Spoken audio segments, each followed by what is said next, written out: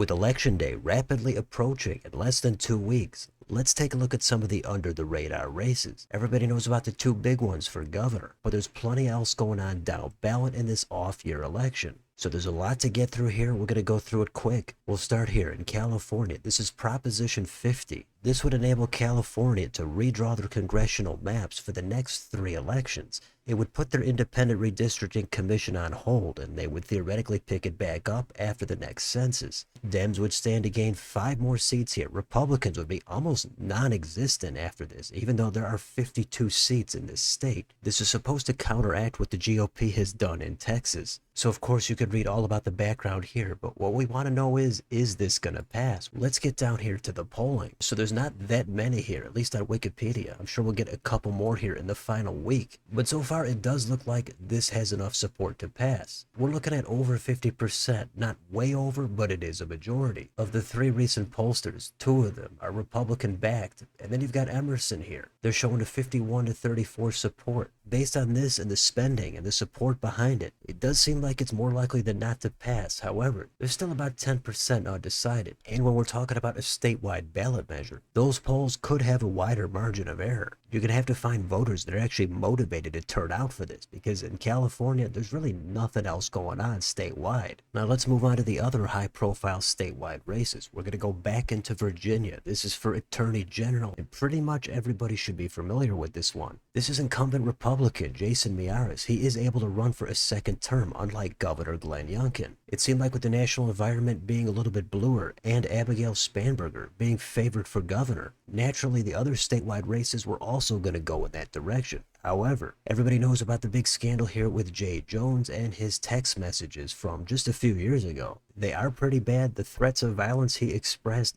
do seem like they're going to turn off a certain segment of voters. Either some Democrats might leave his race blank, or more Republicans might be motivated to turn out, or some more conservative Democrats or independents might be willing to switch and support Miyares. So this would be kind of a silver lining here for Republicans if they actually do lose that race for governor, which looks a little bit more likely than not. Now let's go down here and take a look at the polling. Right now Miyares is ahead by a couple of points here. The individual polls have flipped and they're in Miyares' favor. Before that, Jones looked like he had a lean advantage. Plus Miyares has that incumbency advantage, and Jay Jones just barely won his primary earlier in the year. So this one was clearly under the radar until this scandal. And now it looks like the Dems might have just thrown this one away, but it's not a guarantee yet. We'll see what happens. If you want to see where people are putting their money, here's the race on Predicted. Miyares, the Republican, is at about 66. Jay Jones is at about 38. It's an advantage, but it's not overwhelming. There's also a race here for lieutenant governor. That's another statewide race in Virginia.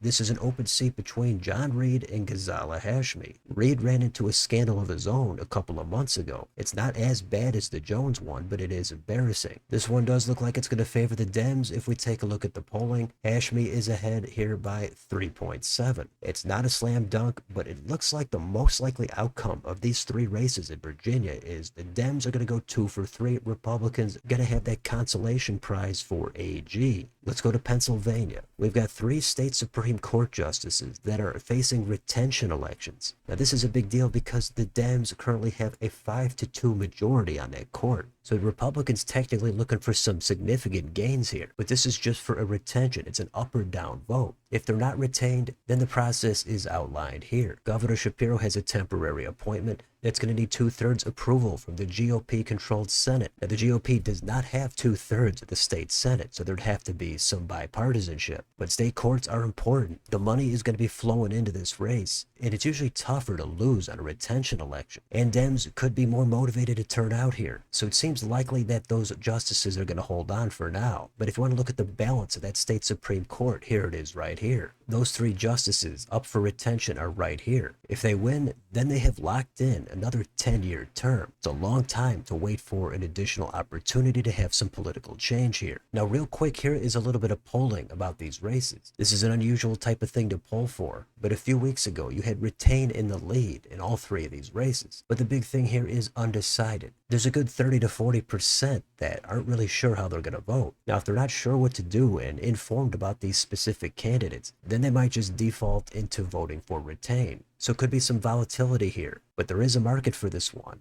And right now, retaining all three justices is overwhelmingly in the lead at 95 cents here on Predicted. So Dems look like they're in control of this one, but again, we'll see what happens. There's also a race here for Georgia Public Service Commission. This is a special election. Republicans totally dominate this commission. Dems looking to have some type of a gain here. It's not a super high profile race unless, of course, you're from Georgia. So take a look at that one if you'd like. Then, of course, we're going to go down further. We've got New York City mayor. This is a massive local race. It's gotten a ton of national attention. And I'm not going to go into much detail here. I think most people know the dynamics of this race. Zoran Mamdani, the progressive candidate, is clearly favored to win. There's a Republican and former Governor Andrew Cuomo in this race who's running as an independent. If we go down here and take a look at the polling, right now, Mamdani is in the lead by about 16% in the aggregate. The individual polls all have Mamdani in the lead. Now, this could be a lot more interesting if Sliwa dropped out and it was just a horse race between Mamdani and Cuomo. If that was the case, Cuomo could actually pull it out. But as it stands now in this three-way race with Curtis Sliwa still in it, there's too much vote split. Mamdani looks heavily favored, and he even could hit 50% here. So that's a huge race that easily could have an effect on some national politics going forward. And here's a glance at that market on Polymarket. Mamdani is clearly favored here. He's over 93%. Now that's overwhelming, but if you go back to earlier in the year, Andrew Cuomo was at about 87% favored before that primary. So sometimes things can change in a hurry, like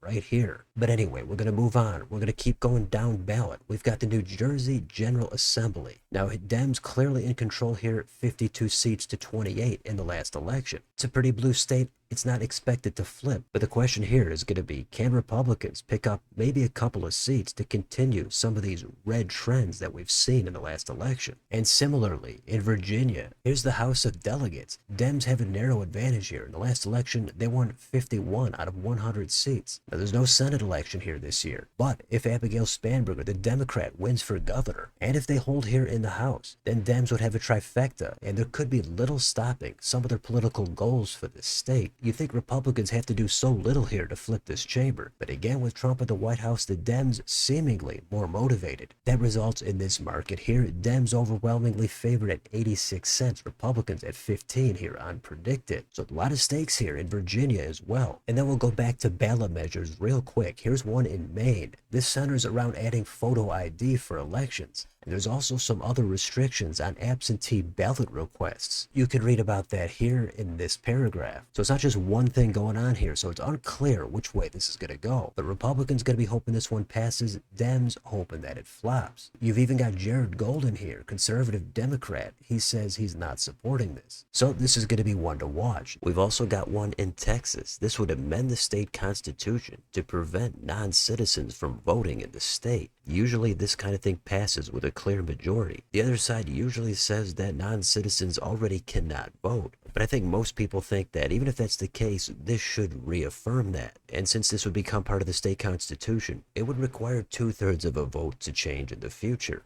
Then there's some other races, such as district attorney. Here's Philadelphia. Progressive DA Larry Krasner is facing a Republican. Seems like Krasner should win this one easily, but it's a good example of other things happening down ballot. And we'll wrap it up here with the list of elections for mayor. Outside of New York City, there's a ton here. Some of them already happened earlier in the year, but this page on Wikipedia pretty much outlines what's going on. So take a look at this if you'd like. There's a lot here, and even though it's an off-year election, there's always things happening behind the scenes. Sometimes there's other county board, school board elections. There's way too much to cover, but I tried to give you the highlights here. So that's it for this one. Election day is November 4th. Let me know in the comments, what do you think about any of these down ballot races? How about Prop 50 in California? What about that AG race in Virginia? How about New York City mayor? The retention elections for the Pennsylvania Supreme Court? Let me know what you're taking a look at down below on your way out. Don't forget to like, share, and subscribe. Join if you'd like to support the channel. Thanks for watching. I'll see you next time.